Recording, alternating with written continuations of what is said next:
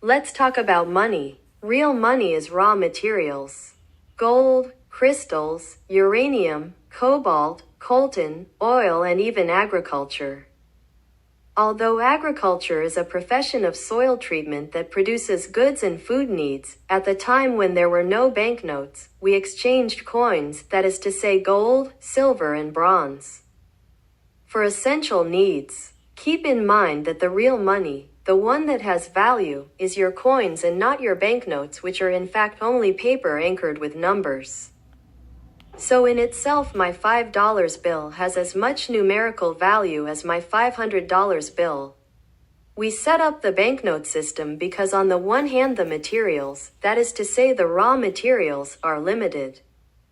And on the other hand because we realized, particularly in the West, that we lacked underground wealth from our soils. It is in this sense that the idea came to plunder Africa, the naturally richest continent. In reality, Africa is rich in money but poor in banknotes, or I should say poor in the production of counterfeit banknotes. After all, how do we evaluate salaries? A doctor who does not treat like a psychiatrist should not receive more money than a factory worker. The psychiatrist does not treat. He stabilizes the patient, and he is a moral support, as can be the family and friends of the patient. Similarly, how do we evaluate the amount of money to give to the head of state? He receives on average $500,000 to govern the country. Except that the governance of a country has no monetary value. In reality, business leaders and management are only thinking heads. This is why we like to say that the wealth of America and the West is its gray matter, that is to say its intelligence. Hence the idea that the smarter you are and the more you have studied at university, the more money you should receive, therefore the richer you should be. But this does not apply to all professions and courses. The scholar, the poet, like the priests of the church, are paid by donations. How much money are people ready to give to listen to music, listen to an oath, or read a book? So everything is bartered like in the good old days. And in the times of bartering we could not have infinite debts because the goods we exchange are limited by time and seasons. The monetary system is a ranking system that impoverishes the poor and enriches the rich. The poor have no technology and few quality schools and education. The poor only study religious books and believe in God and a utopian universe after this one. At least that's how the rich console them. By telling them today you have nothing in this life, but tomorrow you will have and will be as rich or even richer than me. Take for example the lottery system. Every day there is a winner drawn at random. But if now the human being, I mean every man and woman on the planet, contributes $1 a day to a targeted person. Since there are more than 7 billion of us, that would make billionaires every day and each in turn.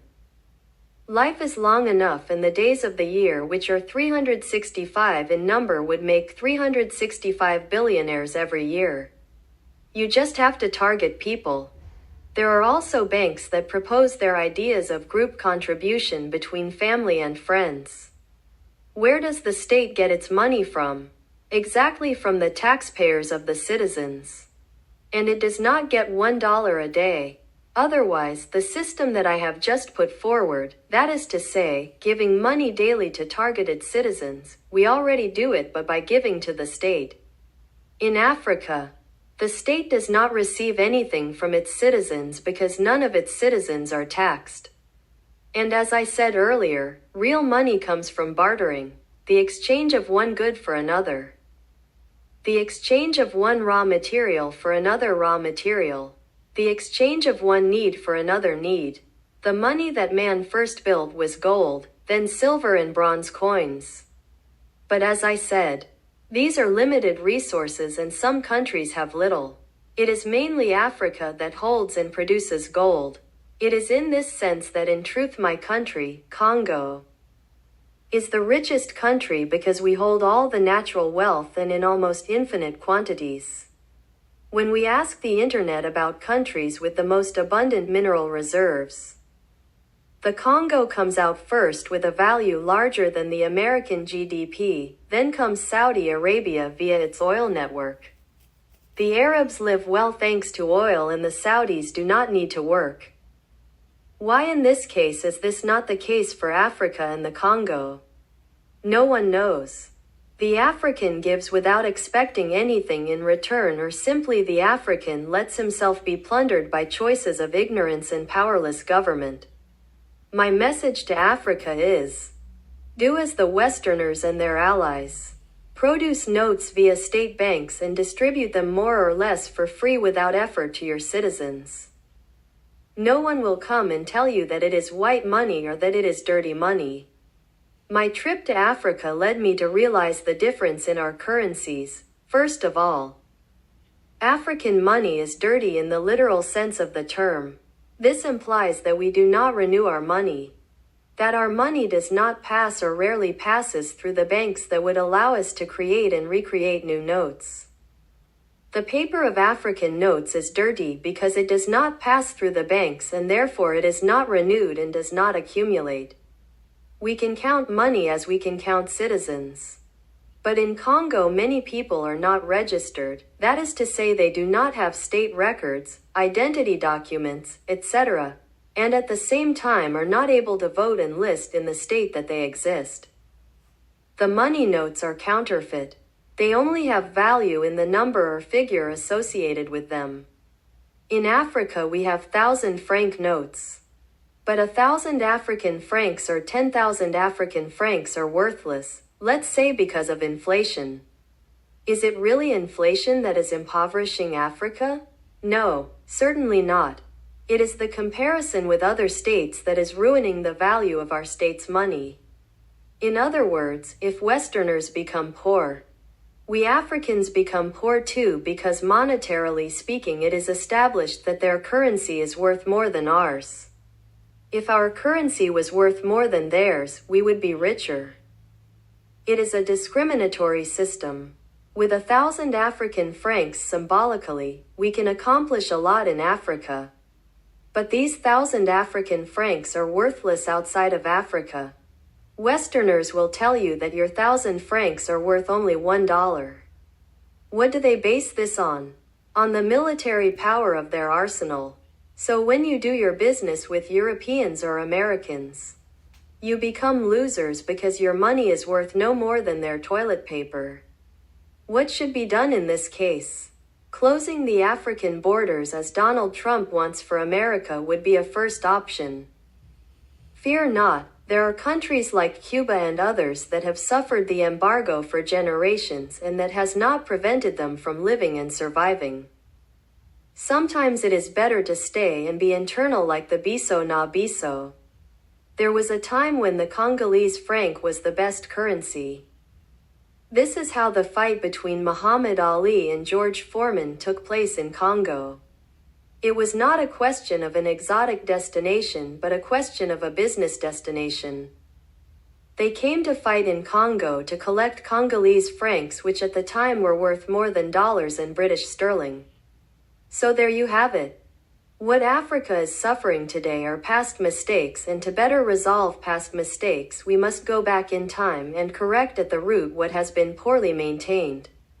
Today, if we are imposed embargoes, there is nothing to fear because, as I tell you, Africa, and in particular Black Africa, is autoimmune and self-sufficient. Unlike Westerners and other countries that draw their wealth from us. Of course, we live in an era of connections and globalization and see via TV and smartphones that it is always better elsewhere. And they impress upon us that there is no possible evolution in our soil. I know this myself because what led me to leave Africa in the 80s was curiosity and the desire to flourish. I wanted to discover the world and travel the world. If I had stayed, it would most certainly have been different in terms of the outcome for Africa and the Congo. Because we are not born in a place to leave it, we are born there to accomplish a mission, and only after this mission we can accomplish what we want. When I lived in the Congo, despite the dictatorship of Mobutu, the Congo was doing well, much better than now. When I left, it was the end of Mobutu and the beginning of the wars in the East. In short, I will not rewrite history because history is like that. What I will do, however, is to remind Westerners that their land is not as well provided as that of Africa, and that consequently, apart from agriculture, which is their only real currency, they have nothing to do except manipulate and thwart the plans of the ambitious and those who can really change the world. I was told that Colonel Gaddafi of Libya was assassinated not because he is a dictator but because he wanted to create a single currency for Africa, and I believe him. Understand that a single currency for Africa in the case of Gaddafi's plans would have led to monetary independence for Africa from its looters. The real currency is gold, crystals, silver, bronze, mineral plates, and anything that has a barter value. Black Africa has plenty of it, but what we lacked was the will to exploit our own wealth because we lived in Eden and needed nothing. We were self-sufficient before the settlers came. And the reason why these settlers came in the first place was not a quest for conquest, but what led them to leave their lands is precisely because they lacked everything, and unlike us, they were truly poor. And if the turbulence continues until today, it is because they continue to be poor and therefore to trouble us. I hope that this message will reach as many people as possible so that justice is done. The Congo embargo would mean no more supply of uranium, which would be a good thing on a global level because with uranium they create atomic bombs.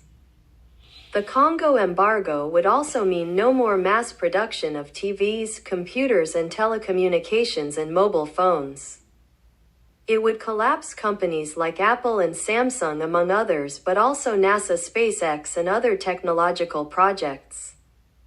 There will therefore be no more technology for anyone because technology requires certainly human knowledge, but also the raw material, which is the minerals of Africa.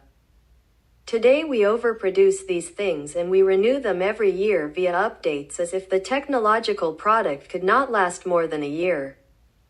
It is the search for profit and unlimited wealth that encourages these companies to overproduce in global warming and therefore to the deterioration of the environment.